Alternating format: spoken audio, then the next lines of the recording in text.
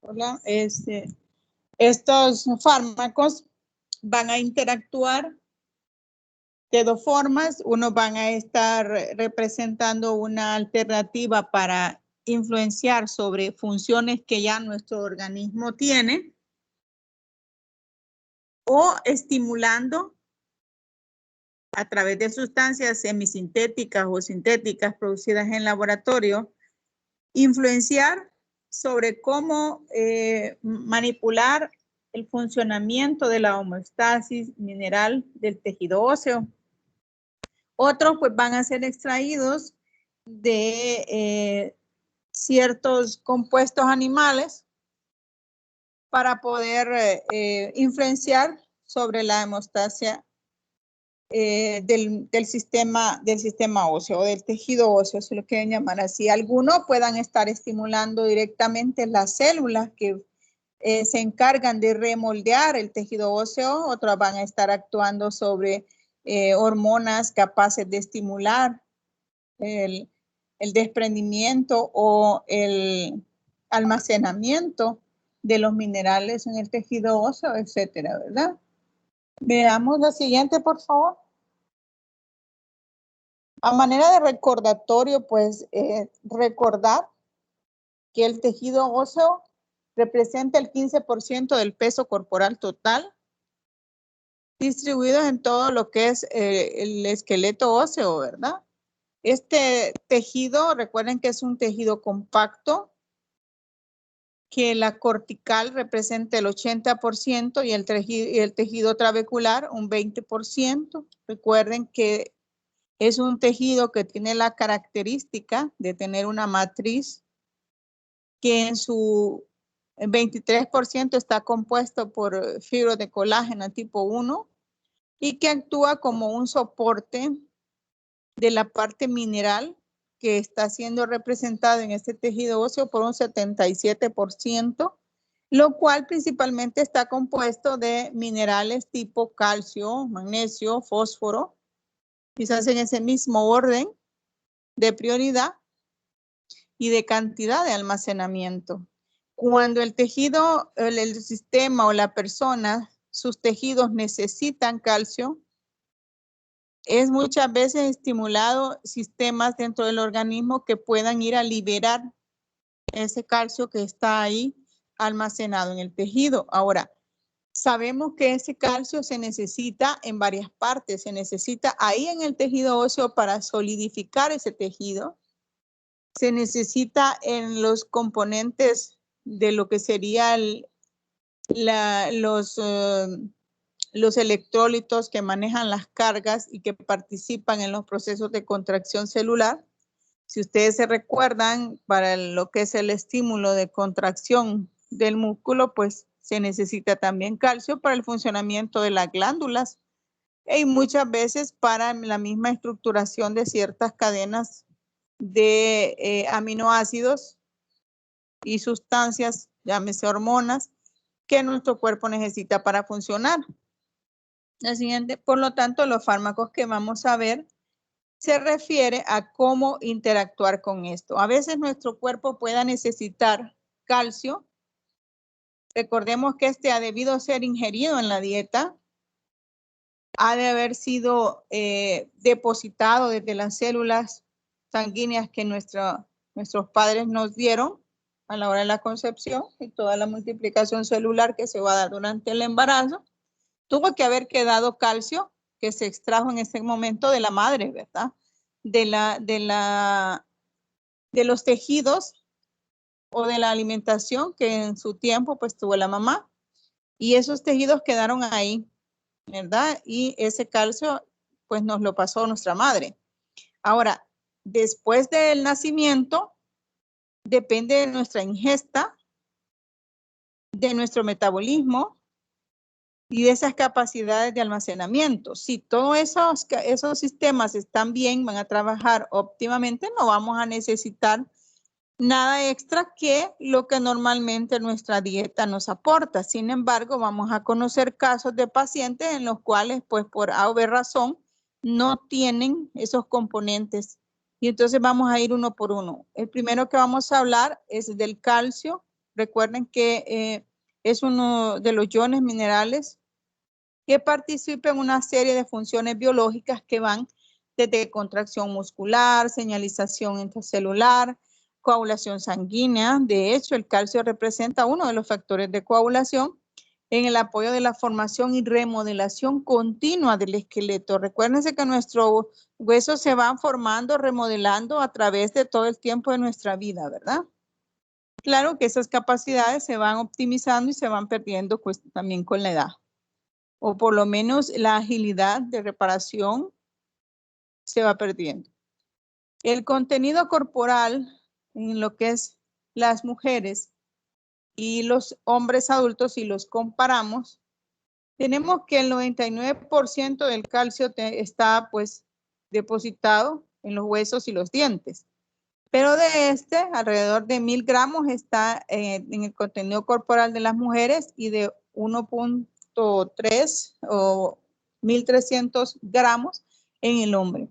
En el adulto, la concentración sérica normal de calcio puede variar de 8.5 a 10.4 miligramos por decilitro.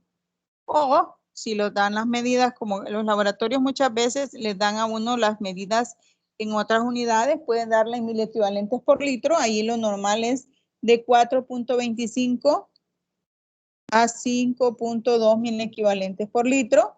O puede ser de 2.1 a 2.6 milimoles por decilitro, es aquí también.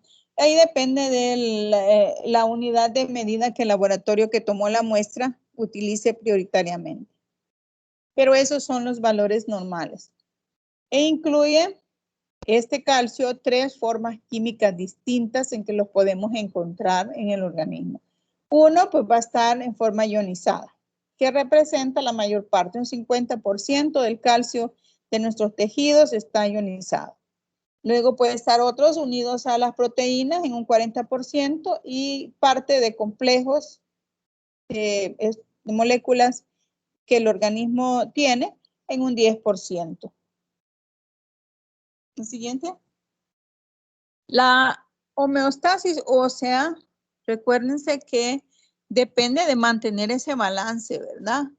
Entre las ingestas, los almacenamientos y la remodelación del tejido óseo, tanto lo que crece como lo que se va regulando o moldeando. El tejido óseo almacena una serie de minerales, especialmente pues el calcio y fósforo, necesarios también para la contracción y muchas otras funciones que ya mencionamos. Entonces la necesidad en el hueso, pues la necesidad de cómo el metabolismo se está dando, el hueso libera dichos minerales en la sangre, los distribuye por otras partes del organismo. El balance de los minerales se da por la reabsorción y la deposición ósea. Esta resorción pues viene dada por ciertas etapas de la vida. Recuérdense que tenemos diferentes tipos de huesos, ¿verdad? Y que a lo largo de la vida van siendo distintos, van sufriendo cambios.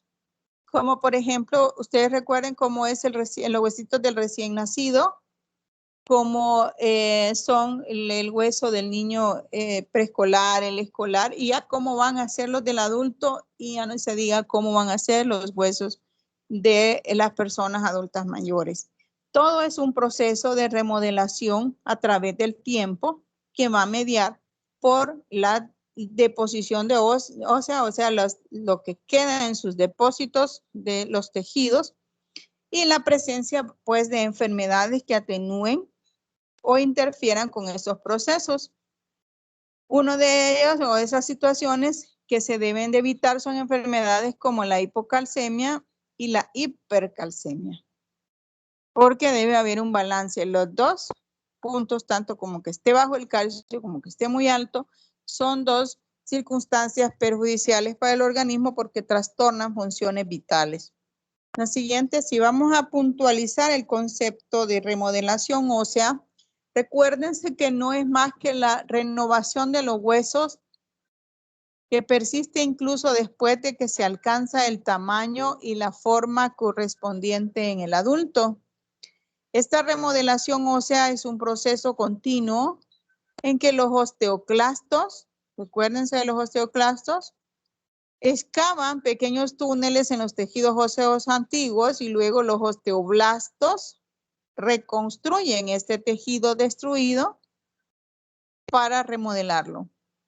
El ciclo completo de remodelación ósea puede requerir únicamente 2 o 3 meses o durar mucho más, dependiendo las características del individuo, de su ingesta principalmente, de las enfermedades anexas o el desgaste de tejido, del mineral, en este caso calcio, que la persona tenga. La destrucción de la matriz por los osteoclastos se denomina resorción ósea. Se adhieren firmemente a la superficie ósea en el endostio o el periósteo y forman pues un sello impermeable en los límites de los bordes corrugados de lo que sería el tejido óseo para ir remodelando cada uno de los huesos y dependiendo de las edades. Esto es importante en el sentido de que ahí debemos de entender cómo se va a comportar de diferente una fractura en un niño, en un adulto y en un anciano, que este proceso de remodelación ósea se va modificando. La siguiente, por favor.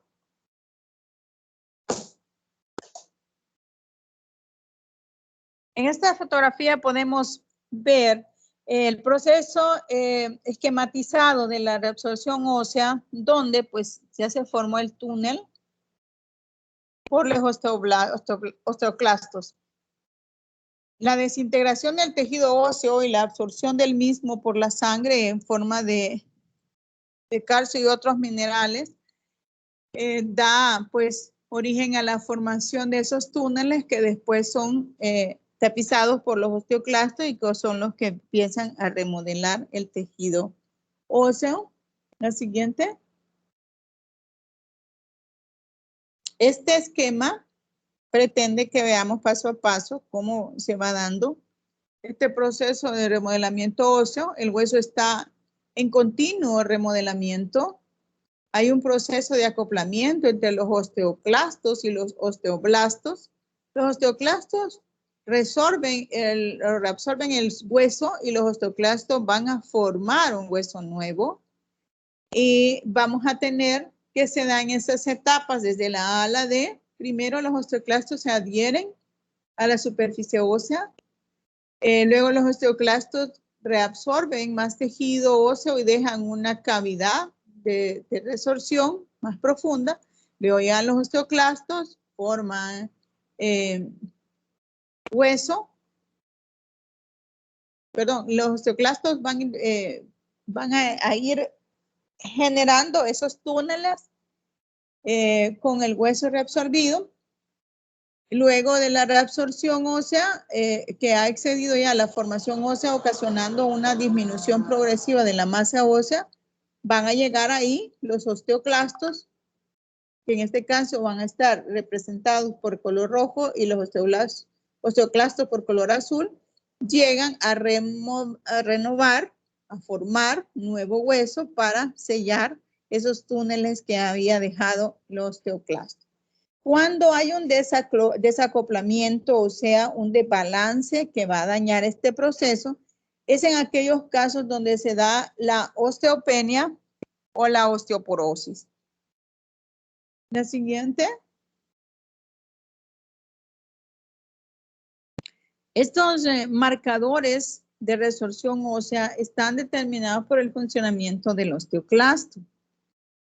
Aquí tenemos que estos funcionan a través de receptores de membrana para hormonas y otras sustancias y reabsorben hueso las células multinucleadas. Estos procesos es necesario conocerlos porque muchas de las enfermedades se dan ahí porque hay demasiada reabsorción de ese tejido o demasiada formación o escasa formación también, que son patologías que ya las vamos a ver más adelante. Siguiente. Esto está esquematizando los osteoblastos y cómo van a mantener el equilibrio entre el balance óseo, que al final es el resultado entre la reabsorción, la siguiente diapo, por favor, entre la reabsorción y la formación. Ahí.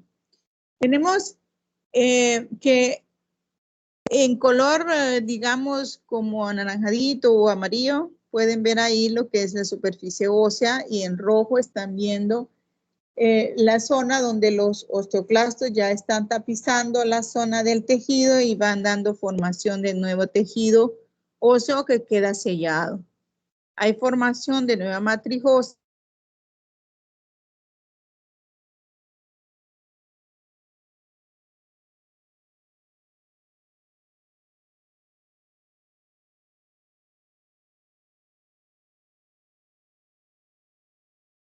Y tenemos que de esa manera eso se mantiene un ciclo continuo de formación y reabsorción. O sea, aquí se da un ciclo continuo de esa formación. No sé si se escucha bien. Sí, sí se oye bien. ¿Sí? Ok. Sí, sí, escucha bien.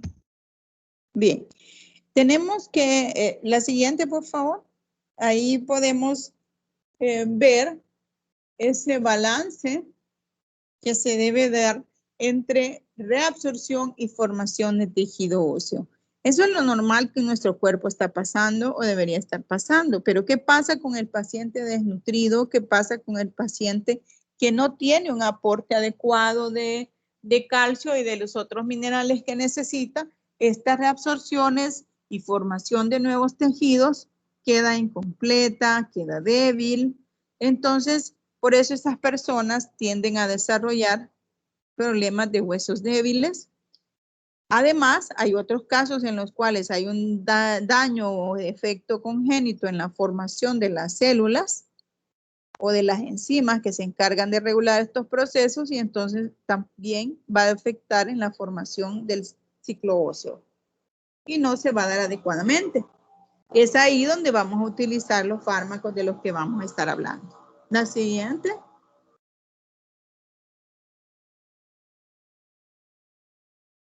Tenemos ahí que el calcio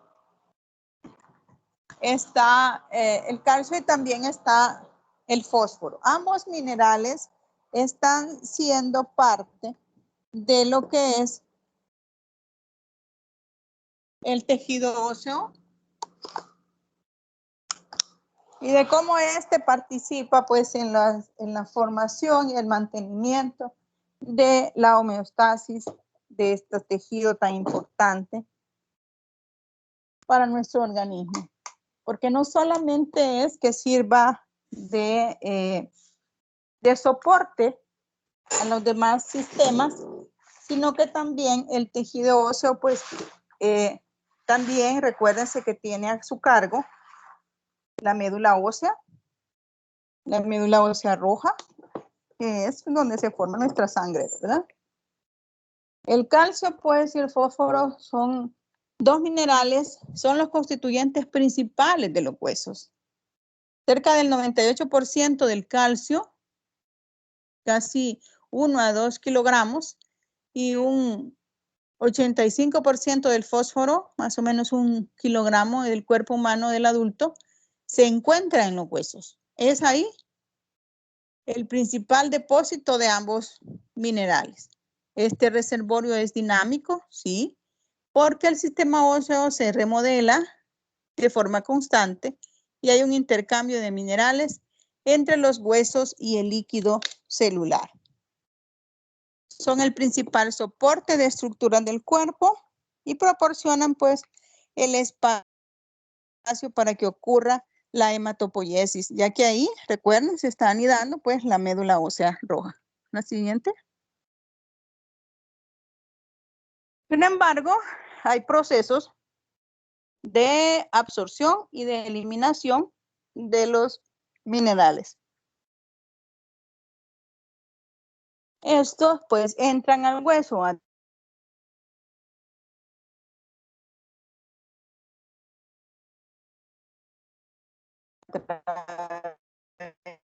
el intestino, producto de la dieta, y hay absorción a nivel del duodeno y la del ayuno.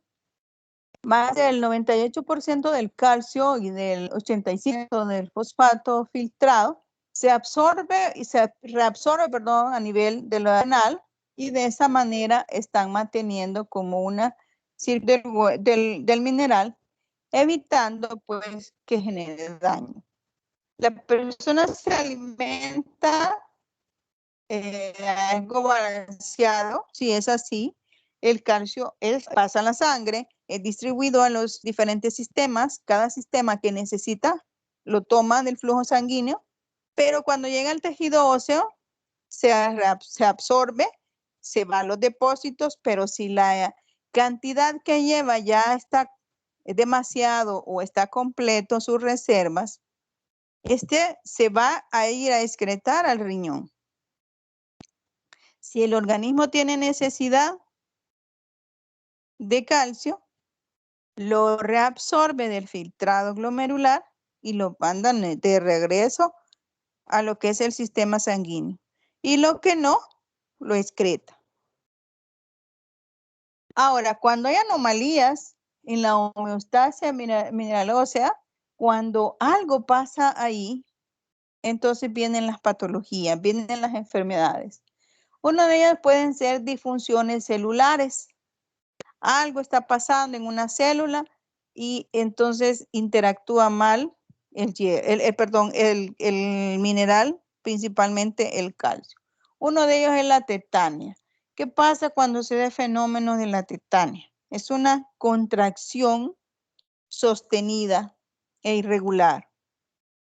Puede ser de cualquier parte del cuerpo. Según cuál sea la parte del cuerpo, así va a ser la gravedad del proceso tetánico. Cuando hay coma, ¿por qué? Porque todas las células cerebrales sufrieron descargas, ocuparon calcio. Tenemos los casos de debilidad muscular. Muchos de los problemas de debilidad muscular puedan no estar en el músculo en sí, sino que en la interacción de moléculas como el calcio. Los trastornos del soporte estructural. Hay situaciones como de afectación a nuestra estructura ósea, a nuestro esqueleto, por llamarlo así, de forma más fácil. Entre ellas, pues la más común de mencionar es la osteoporosis, con o sin fracturas, principalmente con fracturas, ¿verdad?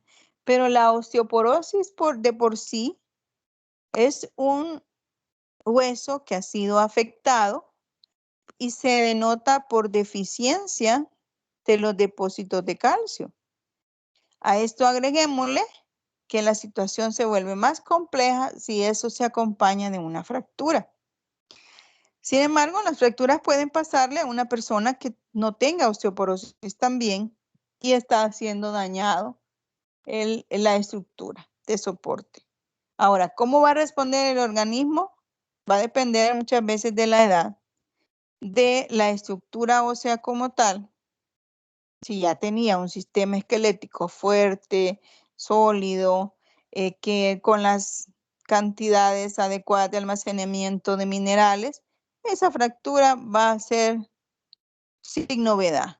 Inmovilización, hoy por hoy su yesito y el huesito pues vuelve a pegar. Pero ¿cómo se va a comportar en una persona que tenga deficiencias en esas estructuras?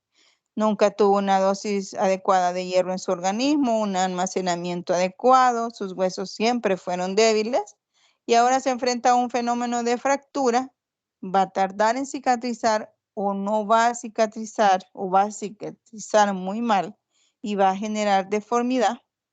Porque si estudiamos y recordamos la historia de la medicina, antes pues no teníamos lo que ahora le llaman yeso o fibra, para ponerle e inmovilizar a un paciente fracturado y las personas se sanaban. ¿Cómo hacían? Un simple entablillado y quedarse quieto mientras el hueso pegaba. ¿Pero por qué? Porque su organismo pues tenía las condiciones adecuadas de los minerales en su organismo y el huesito pues siempre pega. Sin embargo, si ya soy una persona mayor, Tengo una si ya duda. soy una persona con alteraciones en mis cantidades de calcio, probablemente no voy a cicatrizar tan luego esa fractura. Otra anomalía es cuando hay pérdida de la capacidad hematopoyética. Aquí hay varias condicionantes que estarían afectando al sistema hematopoyético, pero una que sí es más característica directamente con el tejido óseo en sí, su almacenamiento de calcio, es la osteopetrosis infantil. Aquí lo que está pasando es que se está sustituyendo a la médula por más tejido óseo. Y eso también es un problema porque ni debe ser antes ni debe ser después, debe ser en su momento. Si el hueso cicatriza antes, si por ejemplo la zona del tejido de crecimiento óseo se cierra antes de la edad correspondiente, entonces el hueso va a tener anormalidades. Si las suturas de lo que es la calota craneana se cierran antes del momento adecuado, entonces no le va a dar tiempo al cerebro de crecer y nos va a dar anormalidades también. Otra de las enfermedades o anomalías son los problemas de disfunción intestinal. Aquí el problema se refiere a que directamente hay algo en su intestino que interfiere con la absorción del nutriente, calcio y otros minerales. Entonces, uno de los principales mencionados en la literatura es el sprue celíaco. En nuestro medio, ese no es el tan frecuente, sino que más bien son los problemas de Yardia, los problemas de parasitismo o los problemas de una falta de una dieta balanceada, o sea, una mala nutrición. Comemos más grasa que minerales y eso también es un problema. Bueno, y los problemas renales, ¿verdad? Que también están bien comunes en nuestro país. Si yo tengo un daño renal, no va a ser una reabsorción adecuada de lo que es el calcio y probablemente o me lo elimina en demasiadas cantidades por la orina o lo retiene. Y eso ya pierde pues su homeostasis, como en el caso de los pacientes con insuficiencia renal crónica, que lo que hacen es retenerlo. El siguiente. Los mecanismos que van a participar y constituir la homeostasia mineral ósea están referidos a estas imágenes, donde participa el hueso, el riñón y el sistema gastrointestinal. Las concentraciones séricas de calcio y fósforo son controladas por 3 aspectos. Y todo el balance radica en estas 3 sustancias para que pueda ser adecuadamente absorbido, adecuadamente almacenado y adecuadamente excretado. En este esquema pretendemos que usted comprenda qué pasa con el calcio que entra al organismo.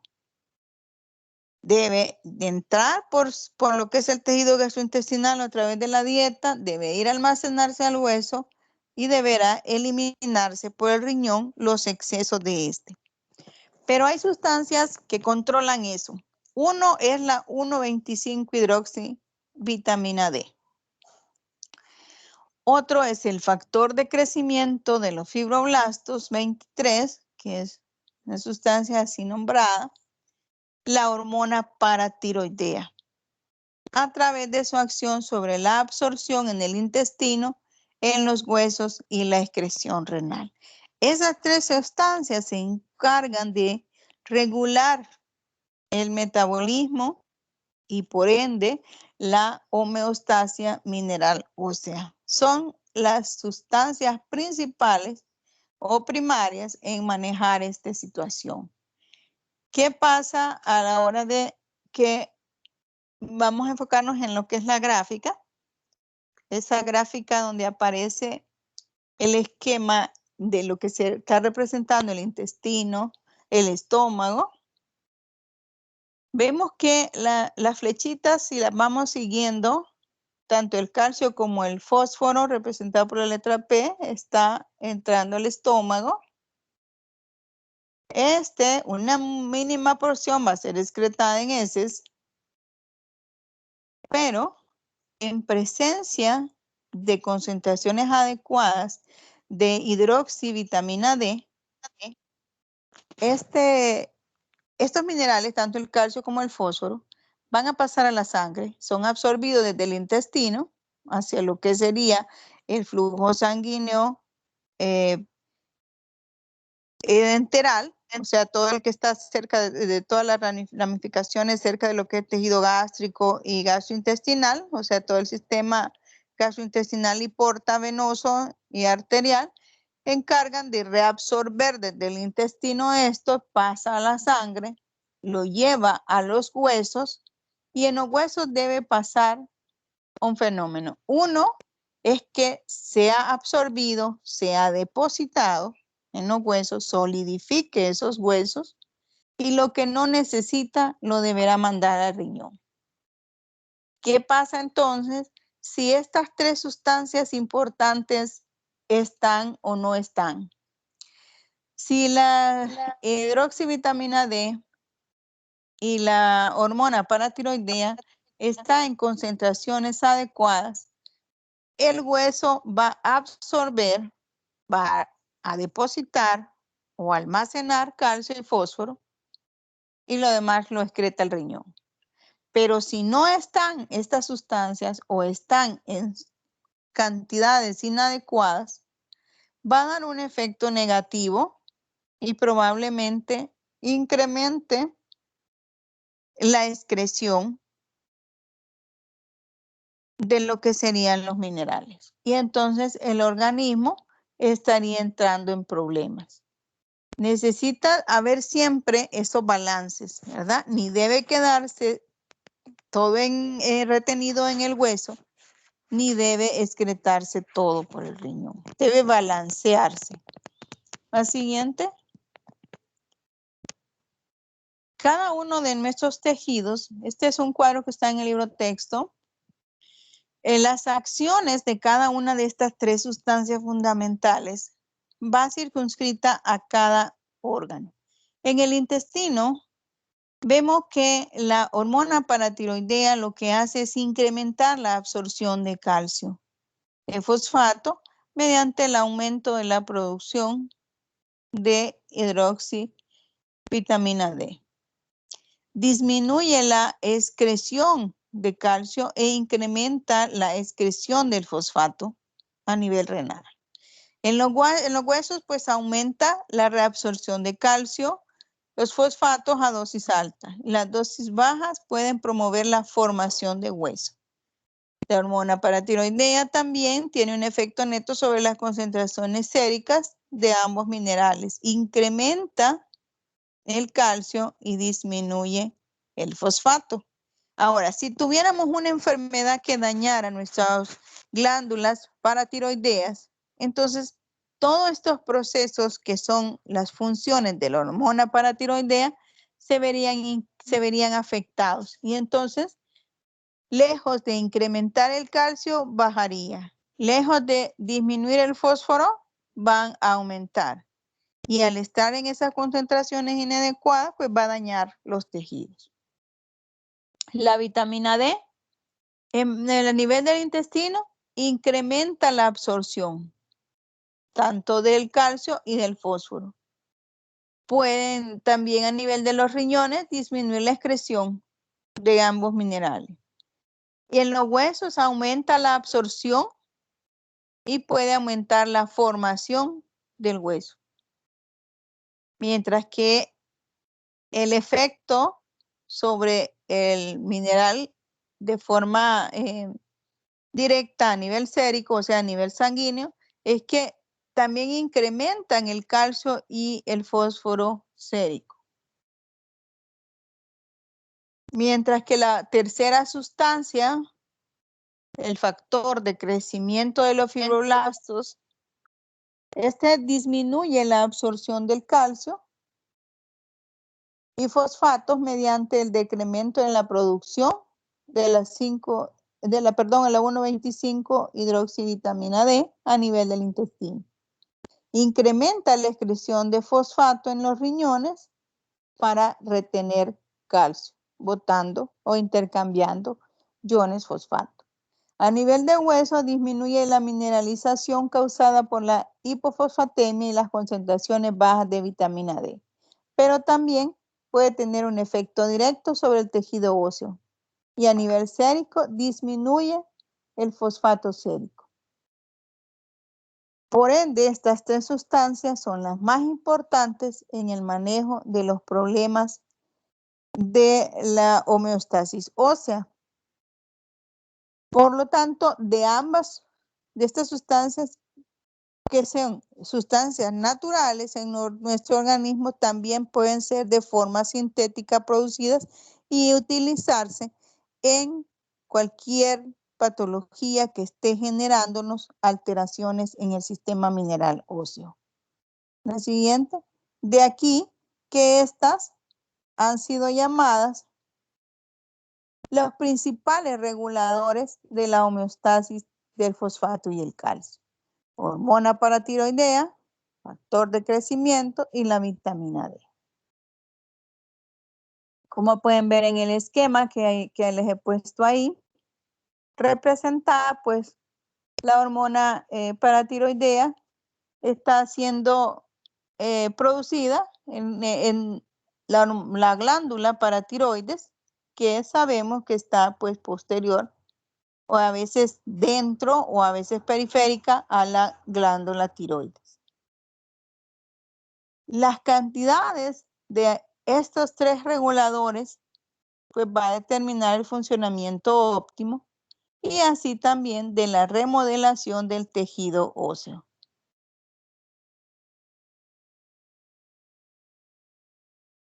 Todas estas sustancias, principalmente hormona paratiroidea y la vitamina D, van a interferir directamente con las células, tanto la célula madre de los prosteoclastos como las células de los osteoclastos.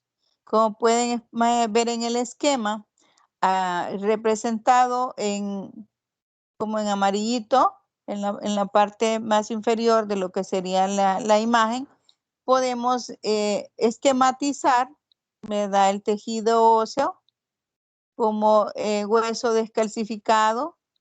Aparecen ahí los bifosfonatos, la calcitonina y los estrógenos, representando que ellos pueden estar actuando a nivel de esta parte del tejido óseo cuando se está dando la recanalización de los túneles que después van a ser o que están en proceso de remodelamiento óseo. Esos son algunos de los fármacos de los que vamos a hablar a continuación. La siguiente. Pero estos reguladores es importante conocerlos. Esos, como dice la diapositiva, son los reguladores principales. Sin embargo, tenemos reguladores secundarios. Estos reguladores secundarios son sustancias como la calcitonina, la prolactina, la hormona del crecimiento, la insulina, la hormona tiroidea, los glucocorticoides y esteroides sexuales. Si bien es cierto, todas estas sustancias no es que sean directamente solo para el moldeamiento óseo o su intervención en el tejido óseo, sino que tienen otras funciones, pero que también repercuten en los mecanismos de homeostasia. La siguiente. Ya entendimos cómo estos reguladores pueden estar actuando en condiciones naturales.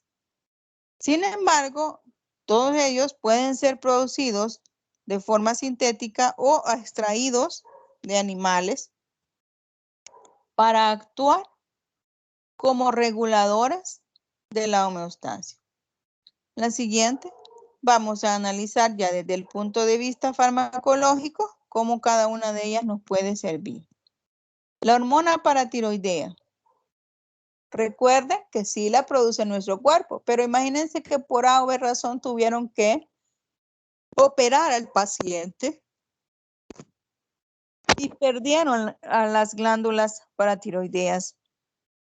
Un cáncer de tiroides invasivo y la persona pues tuvo que sufrir un arrancamiento quirúrgico de esas glándulas. Usted tiene que sustituir con un fármaco que simule las funciones de la hormona paratiroidea. De ahí pues que el fármaco pues es una hormona tiroidea sintética y su función es mantener las concentraciones constantes de calcio y fósforo en el fluido extracelular. Los procesos reguladores van a ser, son regulados a nivel de la absorción renal del calcio, del fósforo y la movilización del calcio óseo. Ahora, esta hormona es un polipéptido de 84 aminoácidos cuyo peso molecular anda aproximadamente por los 9500 Dalton. Facilita la absorción del calcio y la vitamina D y del fosfato. Aumenta las zonas en los huesos mediante la producción de osteoclastos a partir de las células madre mesenquimatosas, reduce la excreción renal de calcio y aumenta la excreción renal de los fosfatos. El siguiente. En esta diapositiva pretendemos pues que recuerden la posición anatómica donde aparece estar pues las hormonas, perdón, las glándulas paratiroideas en la parte posterior de lo que sería el tiroides. Recuerden que estas hormonas paratiroideas o paratormona también estaría actuando a nivel de riñones y de hueso, nivelando o manteniendo los niveles de calcio en sangre. Así también está la tiroides, que es una glándula que tradicionalmente pues su función es la producción de hormonas, principalmente tiroxina, triiodotironina y la calcitonina. Esta calcitonina es un regulador también que actúa sobre el tejido óseo e interfiere en los niveles de calcio en la sangre. Las otras hormonas pues interfieren directamente en el desarrollo de lo que es el metabolismo de todo el resto de los tejidos y principalmente el sistema nervioso central. Pero no es el objetivo de la clase explorar eso, solo las que nos interesan desde el punto de vista de homeostasis mineral ósea. El siguiente.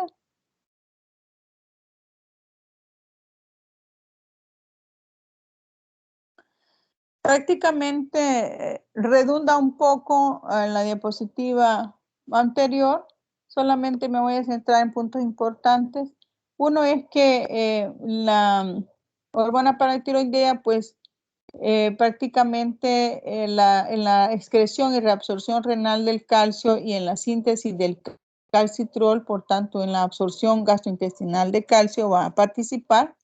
Dentro de las glándulas hay una proteasa sensible al calcio que es capaz de dividir la hormona intacta en fragmentos de tal manera que proporciona un mecanismo mediante el cual el calcio limita también la producción de paratormona.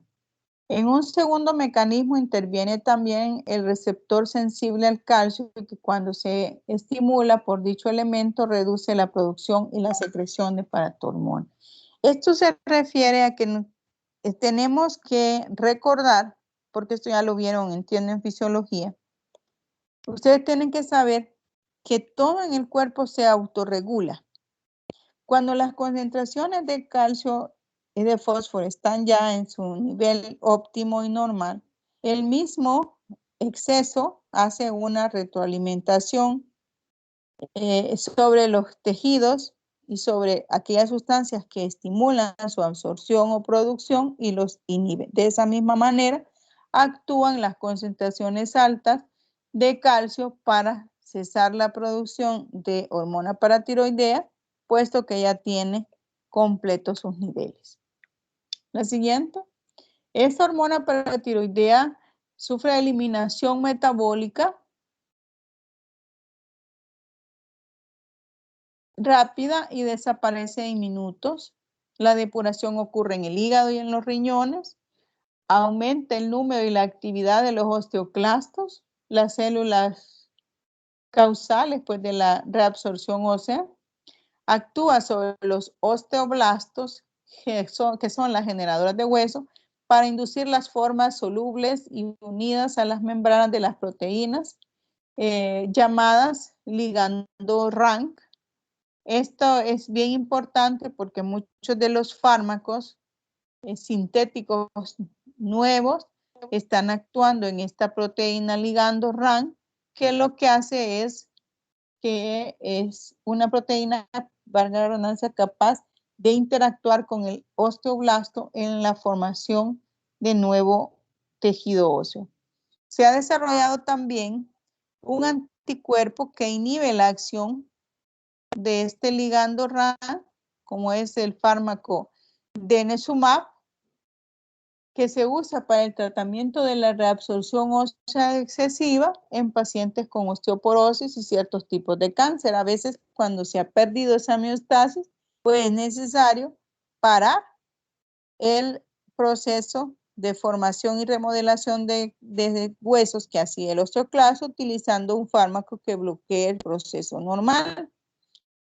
Pero si el problema es que necesitamos que forme más, pues usen la hormona paratiroidea.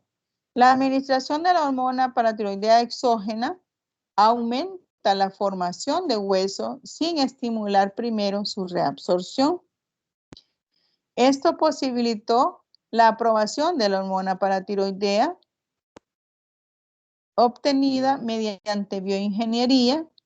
Específicamente hay 2 ahorita en el mercado de estas hormonas sintéticas o hormonas exógenas con el nombre de teriparatida o el nombre de aloparatida. Avaloparatida, perdón. Estas se usan para el tratamiento de la osteoporosis en ciertos momentos de la enfermedad. La siguiente es el factor de crecimiento de fibroblastos. Pues, recuerden que los osteocitos y otras células óseas, incluidas los osteoblastos y las células de revestimiento, son la principal fuente de factor de crecimiento de fibroblastos. Este se excreta en respuesta a la carga de fósforo en la dieta y en los cambios del fosfato sérico o de la vitamina D. Si siente que hay menos, si hay déficit, comienza a liberar. Su función es la promoción de la excreción urinaria del fosfato, la supresión de la producción de la vitamina D por el riñón y de esa manera comienza como a retener más calcio y a que pare la utilización o la excreción y de esa manera acumular calcio y retener. El factor de crecimiento de fibroblastos, a diferencia de la hormona paratiroidea, también suprime la absorción intestinal de fosfatos. La siguiente, el fosfato pues suele intercambiarse con el calcio. Las funciones fisiológicas y los mecanismos de este factor de crecimiento de fibroblastos, prácticamente los efectos son en el riñón. Aumenta la excreción de fosfato y disminuye la formación de vitamina D.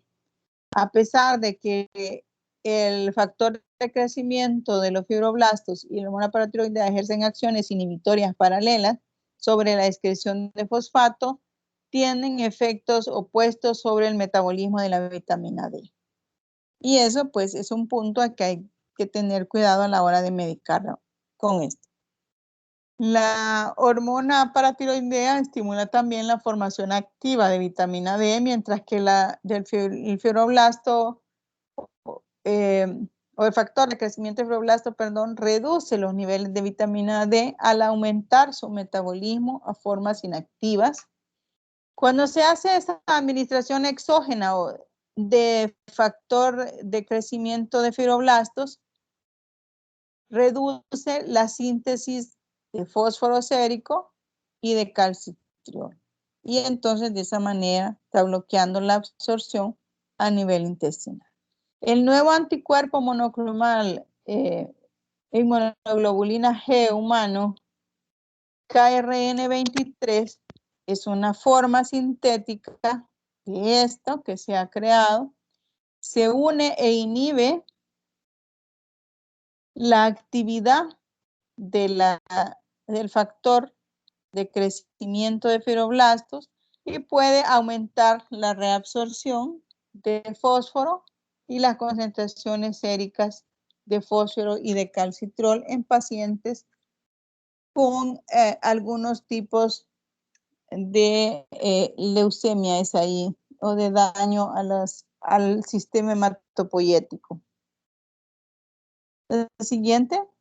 La otra sustancia importante que mencionábamos, pues, la vitamina D, ¿verdad?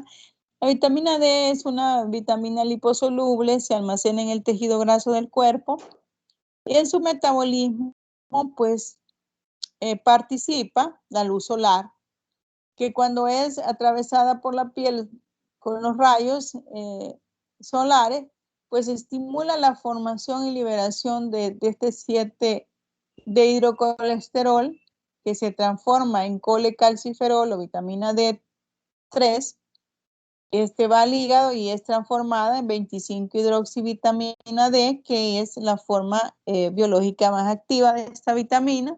O bien podemos absorber de los alimentos la vitamina D3, que viene en las carnes y en los peces, cuando la alimentación no es adecuada o no es balanceada. Puede usarse también suplementos de vitamina D sintéticos, o sea, ya vienen en pastillas. También van a sufrir el mismo proceso de entrar al hígado y transformarse en 25-hidroxivitamina D3, que es la que actúa sobre el riñón, regulando pues los niveles de calcio del cuerpo, ya que intervienen los procesos de retención o excreción. La siguiente. Las funciones de la vitamina D está circunscrita a muchos sistemas, ayuda al cuerpo a reabsorber el calcio. El calcio y el fósforo pues son dos minerales esenciales para la formación de los huesos, pero el cuerpo utiliza estos minerales también para producir huesos, no solo para que se almacenen ellos, también interfiere en los procesos de división celular, en los dientes, en los niveles sanguíneos de calcio, en los músculos, puesto que ahí también se necesitará calcio, en el sistema inmune, en los huesos como tal, y en el crecimiento y desarrollo de los huesos de cualquier edad, ¿verdad? La siguiente. Cuando hay deficiencias, aquí lo que sucede es que pueden haber dos tipos de deficiencias principalmente. Uno es la osteoporosis en el adulto, o puede ser el raquitismo. El raquitismo es en los niños por la falta de calcio en los huesos. Ambas se van a caracterizar por deformidad de los huesos, por calambres, por debilidad muscular, por crecimiento lento y por dolores en las extremidades. Y en el adulto, principalmente, la situación radica en que se acompaña de fracturas patológicas muy recurrentemente. La siguiente, bueno, ahí en esa foto también pueden ver los cambios anatómicos que estos pueden inducir, o sea, en la formación anatómica del tejido o de la estructura del sistema esquelético de esos niños. Ven la deformidad marcada de esos miembros inferiores. En el caso del adulto, lo que más llamaría la atención, si me regresa al anterior, por favor, ahí donde aparecen los huesitos, eso, en la parte superior, para mí la superior derecha, ustedes pueden ver la comparación de dos huesos, un hueso normal y un hueso con osteoporosis, en la cual hay un aumento de las zonas trabeculares. ¿Recuerdan cuáles son las trabéculas a nivel de lo que es el tejido óseo? ¿Vea? Eso también lo vieron en anatomía. Obviamente son más evidentes en el paciente osteoporótico. La siguiente. Lo importante para evitar estos problemas, la siguiente, es una dieta balanceada, ¿sí? Si tengo acceso a una dieta balanceada en la cual hay ciertos alimentos que ya sabemos que tienen estos minerales en las cantidades adecuadas para mi organismo, y eso es lo que debería de consumir. Pero muchas veces no depende solo de lo que yo quiera, depende de las condiciones culturales, depende de las condiciones económicas, depende pues de su organismo en su capacidad de absorción. Por lo tanto, hay alimentos ricos en vitamina D de alto valor biológico, como serían las sardinas en aceite, que tienen un aporte entre 100 gramos a 7 gramos de vitamina D. Es caballa con aceite. La caballa es un tipo de sardina también. No es propia de nuestros países. El salmón, que pueden ver que aporta también bastante. El atún, 100 gramos o 6.1 microgramos de vitamina D. Ahora, ¿cuántos de estos tipos de alimentos son parte normal de nuestra dieta? Muchas veces que no. Si ustedes ven en nuestros países, la principal fuente de alimentación son los carbohidratos y las grasas. Aquí nos replantean y nos recuerdan, ¿verdad? Sin embargo, hay otros tipos de alimentos que sí podemos tener acceso y que tienen vitamina D, como ciertas semillas, la leche, ciertos tipos de pescado, aunque no en esas concentraciones tan altas, lácteos, ¿verdad? Y ya no se diga los hermosos rayos de sol que tenemos en nuestros países, ¿verdad? Por la situación geográfica en la que está respecto al sol. La siguiente. Cuando tenemos problemas de déficit de vitamina D, aparece raquitismo, disminución de calcio en el hueso. Si existe exceso, también puede disminuir los depósitos de calcio. Se cree que cuando la vitamina D está en altas concentraciones, aumenta la actividad de los osteoclastos. La siguiente. Pero ¿qué pasa si en la dieta pues no tengo acceso o tengo una deficiencia y necesito un aporte mucho mayor que los que me puede dar solo la dieta? Entonces optamos por utilizar la forma sintética de la vitamina D o sus metabolitos o sus análogos principales. Los metabolitos naturales, solo la vitamina D y solo son la vitamina D, perdón, y la 1,25 de hidroxi, vitamina D en forma de calcitriol, están disponibles para su uso, de los de forma natural. Pero hay de forma sintética, se han sintetizado análogos de la 1,25 hidroxivitamina D, como son el calcipotrieno o calcipotriol, que se utiliza, por ejemplo, para tratar la psoriasis, los trastornos de piel caracterizados con una proliferación cutánea, el doxecalciferol y el paracarcitriol, que están aprobados para el tratamiento del hiperparatiroidismo secundario en pacientes con insuficiencia renal crónica, y también el maxicarcitol. En el cuadro podemos ver, este está en el libro texto, los diferentes nombres químicos y genéricos con los que se pueden encontrar estas formas de metabolitos de vitamina D. La siguiente.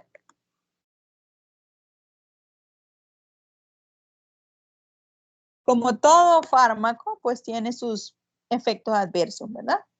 Entre ellos, el vómito, las arritmias, la disminución de densidad ósea, los depósitos de calcio en otros órganos que no deberían. Tenemos pues ahí un esquema del hueso sano y el esquema de un hueso con osteoporosis. Para recordar, pues que si bien es cierto, estos pacientes necesitan un aporte de calcio, pero también hay que estar siempre pendientes y vigilantes de los efectos adversos. El siguiente, los principales usos terapéuticos de la vitamina D, en qué caso los va a recetar. Uno es para profilaxis y cura del raquitismo nutricional, que quizás es la forma más común de usarlo. Tratamiento de raquitismo metabólico y osteomalacia, especialmente en el entorno de aquellos casos en los que hay problemas de enfermedades del sistema esquelético.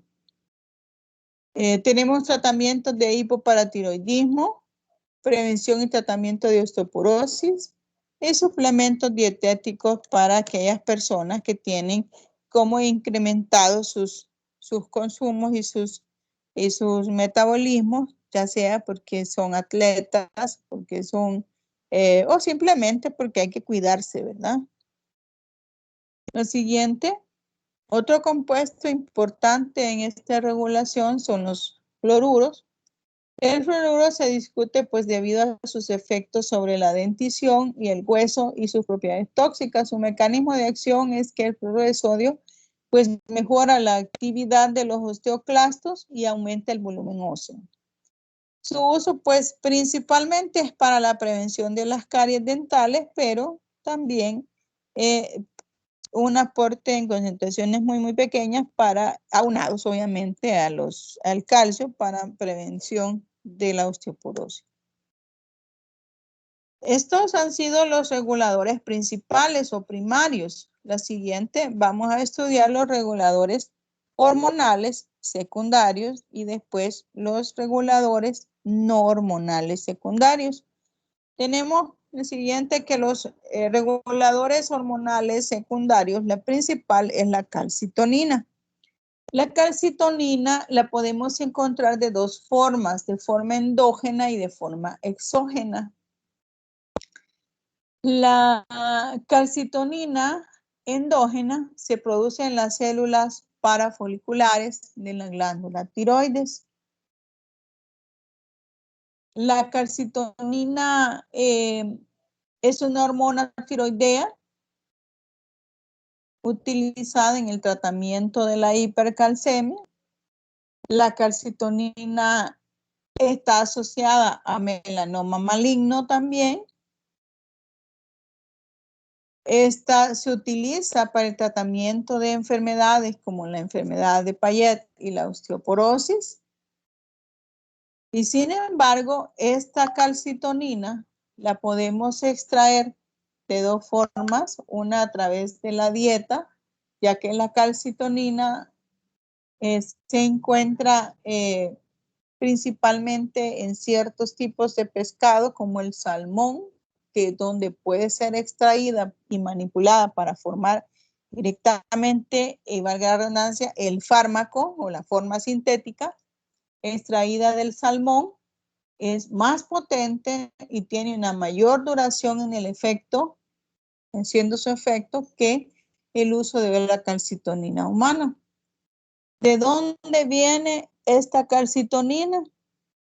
La calcitonina endógena, si nos recordamos en este esquema que he agregado ahí en la diapositiva, donde aparece lo que sería una estructura que estaría representando la glándula tiroides. Si nos centramos en eso, pueden darse dos escenarios. En la parte superior pueden leer que dice alta concentración de calcio en sangre. Si los quimiorreceptores detectan una alta concentración de calcio en sangre, entonces se liberan calcitonina. Este lleva a inhibir la liberación de calcio del hueso.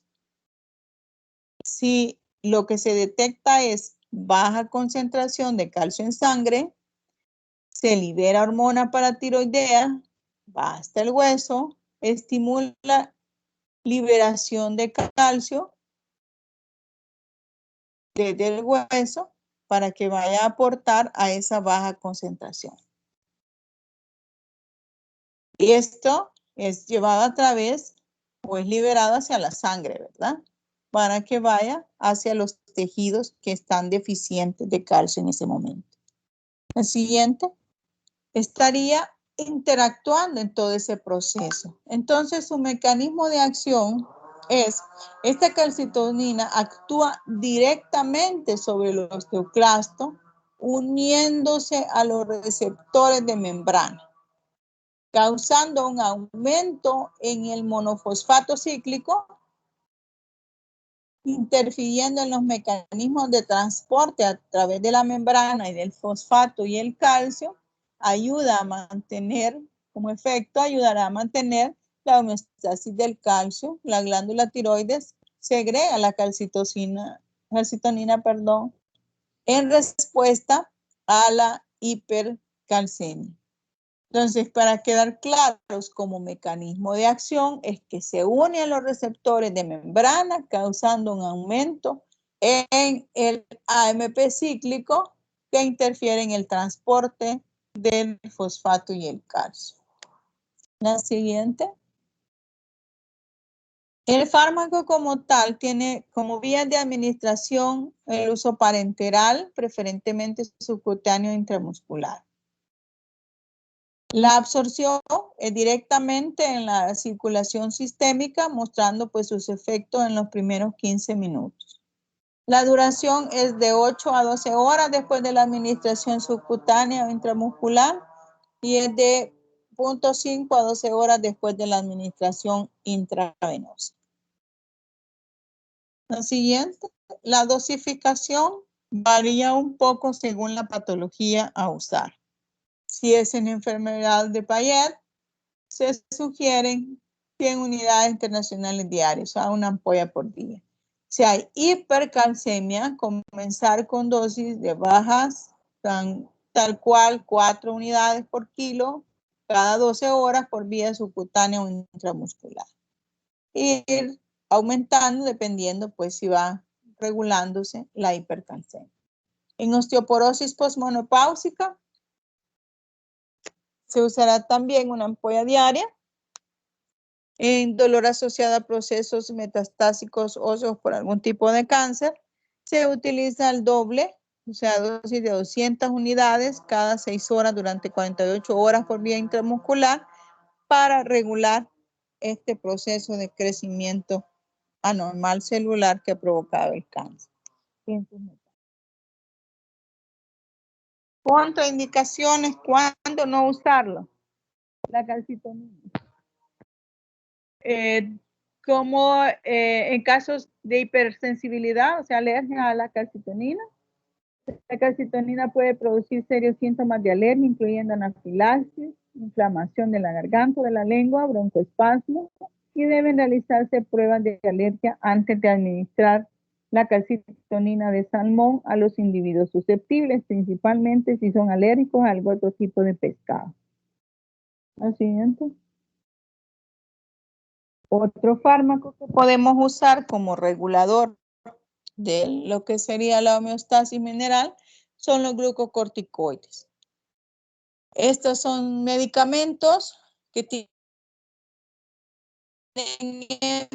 efectos tanto directos como indirectos que llevan a la pérdida ósea. Estos medicamentos tienen un efecto negativo directo sobre las células óseas, lo que produce una tasa reducida de formación, pero también pueden interferir con el manejo que el cuerpo hace del calcio al enfrentar los niveles de hormonas sexuales, cualquiera de los problemas que puedan llevar a aumento de pérdida ósea también.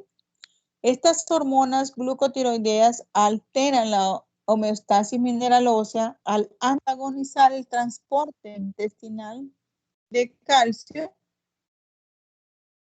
y promoviendo la vitamina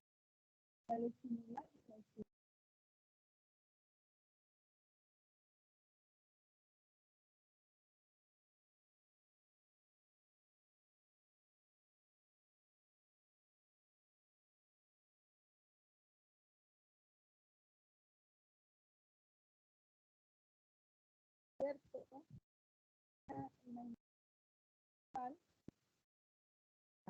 estos corticoides, pero sí a los que están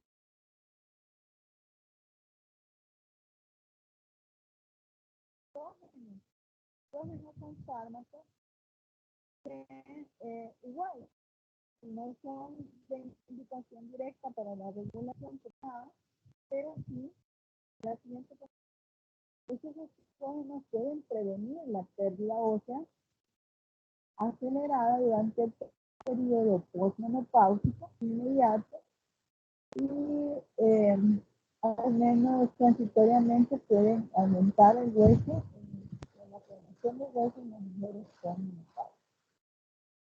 Recordemos que los receptores de los estrógenos en el hueso y estas pues tienen efectos directos sobre la remodelación ósea y es ahí donde van a actuar. La principal aplicación terapéutica de la administración de estrógenos es en trastornos de la homeostasia mineral ósea. Y va a ser directamente en el tratamiento de la prevención de la osteoporosis en aquellos pacientes postmenopáusicos. La hipótesis prevalente que explica este fenómeno de utilización está en las observaciones que señalan que los estrógenos reducen la reabsorción. Disculpe que le interrumpa, no se escucha mucho. Hormona paratiroidea. Tenemos reguladores selectivos del receptor de estrógeno, como es el raloxifeno. Este interactúa de manera selectiva con los receptores de estrógeno e inhibe por la reabsorción ósea sin estimular la hiperplasia mamaria o endometrial, que normalmente generarían como efecto adverso los estrógenos, y estaría pues siendo indicado en la osteoporosis, pero claro, en la osteoporosis principalmente de aquellos casos de personas posmenopáusicas. ¿Cómo está actuando directamente? Recuérdense que el estrógeno endógeno, o sea, los estrógenos que ya producimos, a que el calcio sea absorbido. Cuando ya llegamos a la etapa de la menopausia, ya las cantidades de estos estrógenos cesan o van cesando gradualmente y ya no nos permite esa facilidad. Por eso es que la osteoporosis suele ser al inicio más frecuente en las mujeres cuando entran al proceso de menopausia, después se invierte y es más frecuente en el hombre. ¿Por qué? Porque la mujer se va a adaptar a ese proceso de posmenopausia. Y ahí le puede comenzar el proceso osteoporótico. En cambio, al varón, pues le va a empezar después, pero le va a inducir un proceso más serio, más grave. La siguiente. Hay otros fármacos que no son hormonas, pero que actúan afectando esta homeostasis. La siguiente. Y estos fármacos, pues, son usados para el manejo también de patologías que estén trastornando, pues, la homeostasis ósea. Uno de ellos y de los más comúnmente usados son los bisfosfonatos. Son análogos del pirofosfato. Estos deben al menos parte de su actividad clínica y toxicidad a la capacidad de retardar la formación y disolución de los cristales de hidroxiapatita dentro y fuera del aparato musculoesquelético. Recuérdense que esta hidroxiapatita la encontramos dentro de lo que es la matriz del tejido óseo, ¿verdad? Solo como recordatorio, yo sé que eso se lo saben. Ejercen sus máximos efectos en los osteoclastos. Los bifosfonatos, pues, pueden ser de varios tipos, según su estructura química. Los aminados, como el alendronato y el resondronato, inhiben la pirofosfato de la farsinolsintetasa que es una enzima de la vía del mebolanato que parece ser crítica en la supervivencia de los osteoclastos. Entonces, de esa manera, estos dos, principalmente el alendronato y el risedronato, de todos los montones de subgrupos que tiene o de representantes que tienen los fármacos bifosfonatos, actúan particularmente en ese punto y hace pues que sean por eso los más utilizados dentro de estos fármacos. El mecanismo de acción pues prácticamente es que actúan por inhibición directa de la reabsorción ósea. Se concentra en el sitio de remodelación activa, permanecen en la matriz hasta que se remoldea el hueso y luego se liberan en el ambiente, en un ambiente ácido de las lagunas del tejido óseo de reabsorción e inducen apoptosis de los osteoclastos. Entonces, su mecanismo de acción directo es actuar por inhibición directa de la reabsorción ósea. Ahora, el mecanismo de acción del alendronato y risedronato es mucho más específico porque inhibe a la pirofosfato de la farsintetasa. Y pues actúa directamente pues sobre la supervivencia o que duren más, genera que duren más los osteoclastos. La siguiente, aquí tenemos el listado de los fármacos que pertenecen al grupo de los bifosfonatos, en los cuales pues lo que hay es que químicamente la molécula se le ha ido haciendo sustituciones en sus enlaces, fosfato, oxígeno, fosfato, o sustituido por fosfato, carbono, fosfato no hidrolizable. Entonces, de esas combinaciones que han hecho de la molécula, se obtiene toda esa lista. El etidronato, el pamidronato, alandronato, residronato, tiludronato, ivandronato y el soledronato. Dentro de este grupo tan grande, los que más se usan en el país son el alendronato y el risedronato. La siguiente, como mencionábamos al inicio, los mecanismos de acción o el mecanismo es que actúan por inhibición directa de la reabsorción. Se concentran en los sitios de remodelación activa, permanecen en la matriz hasta que se remodele el hueso y luego se liberan en el ambiente ácido de las lagunas de reabsorción e inducen apoptosis de los osteoclastos. La siguiente. Vamos a hablar solo de unos tres, de todo ese montón de listado. Tenemos el etidronato, que fue el primer bifosfonato comercializado para el tratamiento de osteoporosis. Induce pues un aumento en la densidad mineral ósea, tanto en zonas de la columna como en la cadera. Y se administra pues en dosis única de 400 miligramos al día en ciclos de 2 semanas. Y se repiten cada 3 meses. Como pueden entender, estas dosificaciones y esquemas son a largos plazos porque, como explicaba en el mecanismo de acción, van y se depositan en el tejido y están esperando a que cuando viene la remodelación y va a formarse la laguna del osteoblasto, entonces, antes de que llegue el osteoblasto a formar nuevo hueso, están ya ahí listas para actuar. Obviamente se van a iniciar pues cuando el paciente pues ya comenzó a presentar patologías. La siguiente, el otro representativo, como les decía, que más se usa en el país es el alendronato. Este es un bifosfonato, es el más estudiado en el tratamiento de osteoporosis postmenopáusica.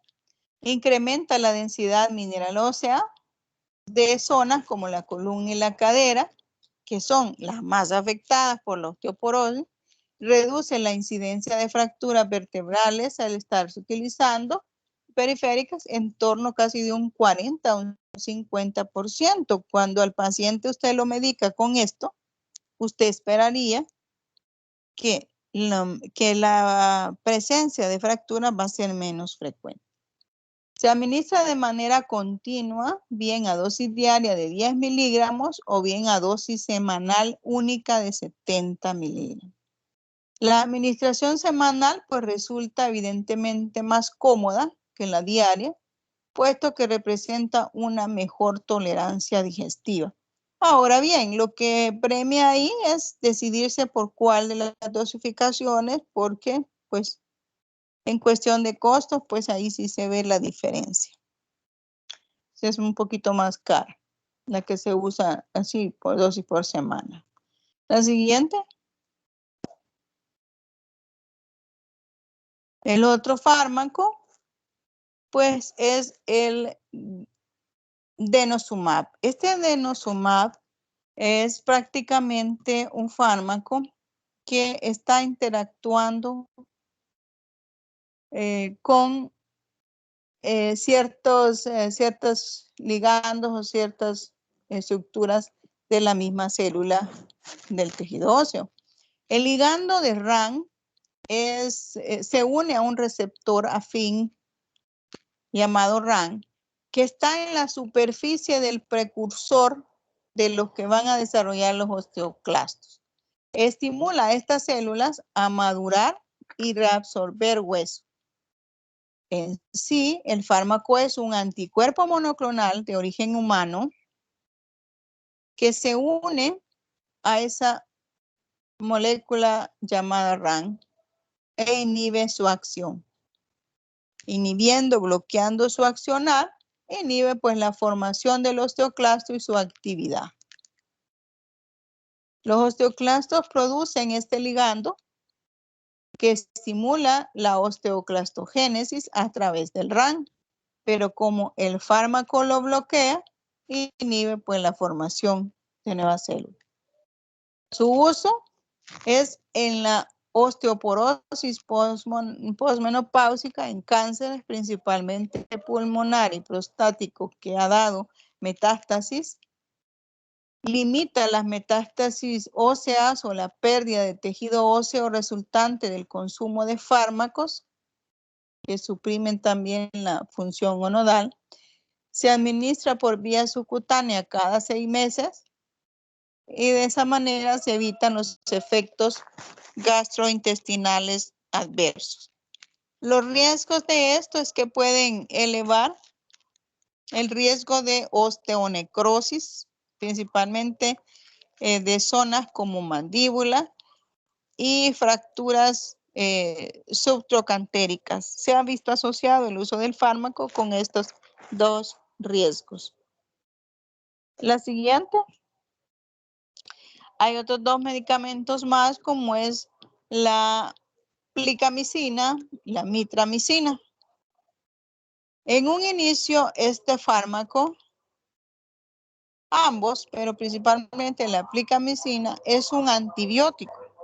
Su origen no era para tratar patologías de tejido óseo, sino como un antibiótico citotóxico que se había usado pues para el tratamiento de infecciones, pero a la hora de ser estudiado clínicamente se veía que, o se ve que son capaces de interferir con los trastornos del metabolismo mineral óseo.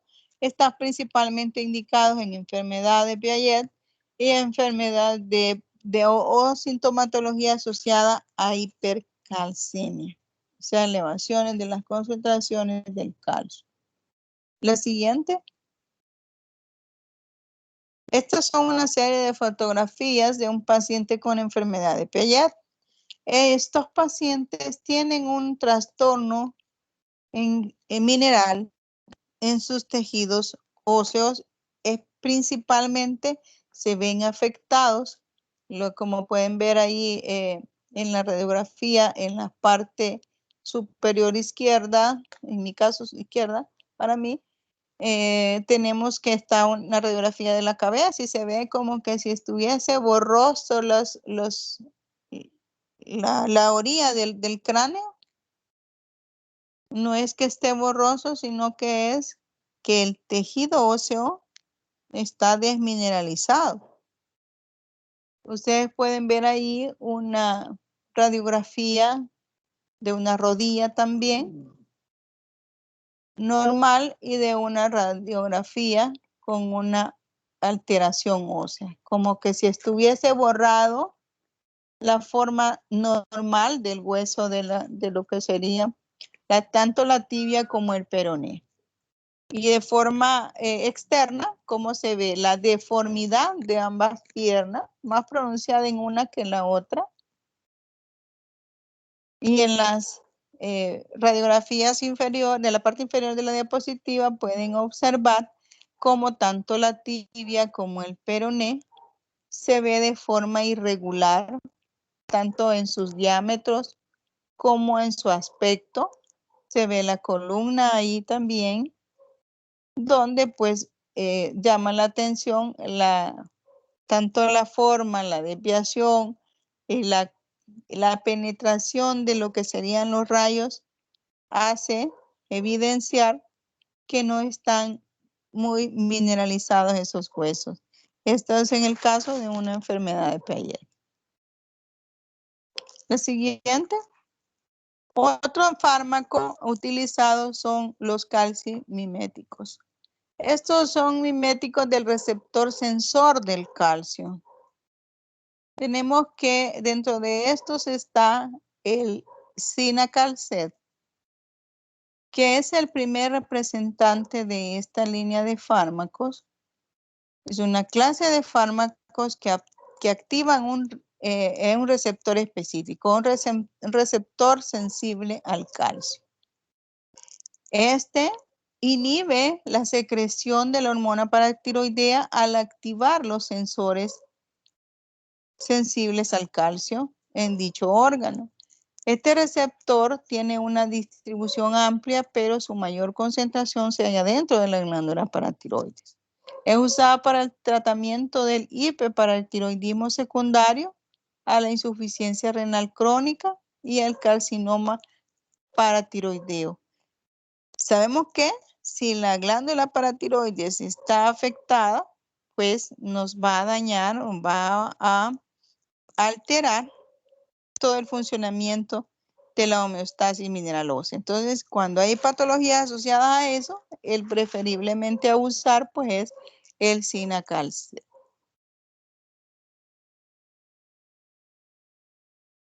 La siguiente.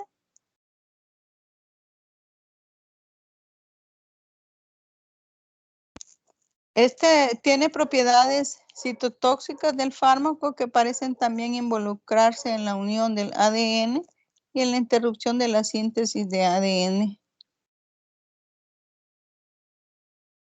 Las dosis recomendadas varían según las patologías en las cuales se vayan a usar, pero eso no es relevante. La siguiente, por favor.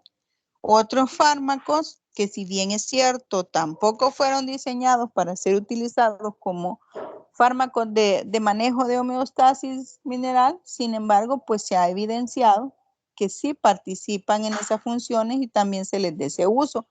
Pues estos son las tiazidas.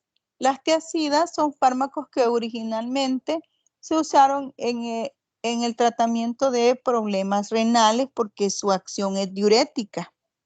Van a actuar sobre el riñón y generan aumento de la pérdida de orina. La principal aplicación de las tiazidas en el tratamiento de los trastornos minerales óseos ocurre en la disminución de la excreción renal del calcio. Pueden aumentar la eficacia de la hormona paratiroidea al estimular la reabsorción de calcio por los túbulos renales o pueden actuar secundariamente sobre la reabsorción del calcio por un aumento de la reabsorción del sodio en el túbulo proximal.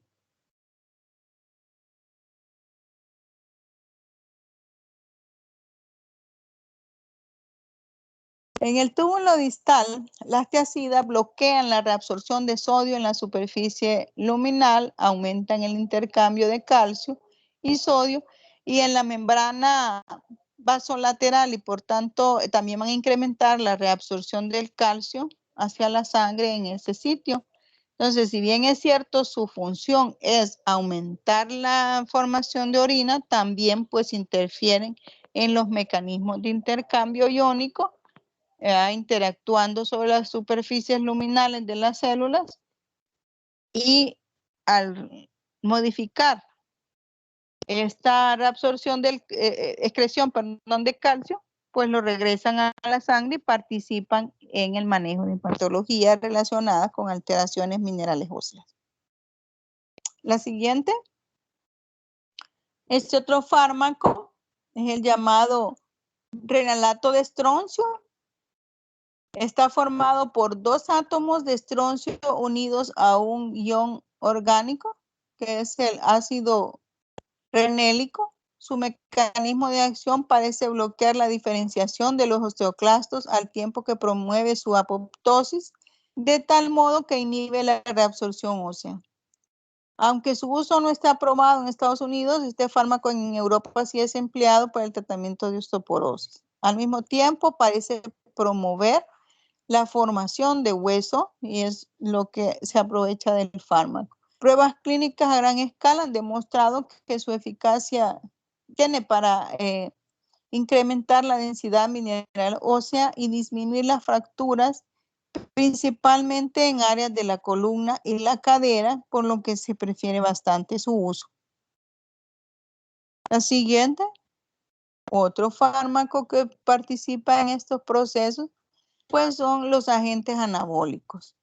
Aquí principalmente está la teriparatida, es el único agente anabólico actualmente disponible que aumenta la formación de hueso nuevo. Está aprobada por la FDA para el tratamiento de osteoporosis hasta por 2 años, tanto en hombres como en mujeres posmenopáusicas con alto riesgo de fracturas. Los efectos adversos más comunes que se observan con la terapia incluyen dolor en el sitio de la inyección, náuseas, dolores de cabeza, calambres en las piernas y mareo. Entonces, la siguiente, esto es todo. Prácticamente debemos de comprender cómo es que estos fármacos se pueden llegar a utilizar en estos problemas en los que hemos perdido el balance normal de la homeostasia mineral ósea. Recuerden que nuestro organismo busca regular y mantener esa homeostasis. Hay que saber en qué momento del ciclo donde se ha perdido esta alteración podemos interactuar con los fármacos. Si lo que me ha pasado es que mi problema es de glándula, pues allí deberá ser o sustitución de la hormona o medicamentos que modifiquen el funcionamiento hormonal. Si mi problema es que en la dieta no consumo calcio, entonces habrá que dar suplementos de calcio y suplementos de... El problema es que en mi estómago no lo absorbo, pues manejar a ese nivel, ¿verdad? Bien, vamos a llegar hasta aquí. Gracias por la paciencia y disculpen por los problemas. Doctora, la bibliografía escolar siempre sería en la diapo. Sí, sí. Gracias, doctora. Solo una pregunta. Siga. Usted dijo que cuando se extrae la hormona paratiroidea se sustituía próximamente su función con un fármaco. ¿Qué fármaco sería? Serían hormonas sintéticas. Ah, vaya. Gracias. Ajá, sí.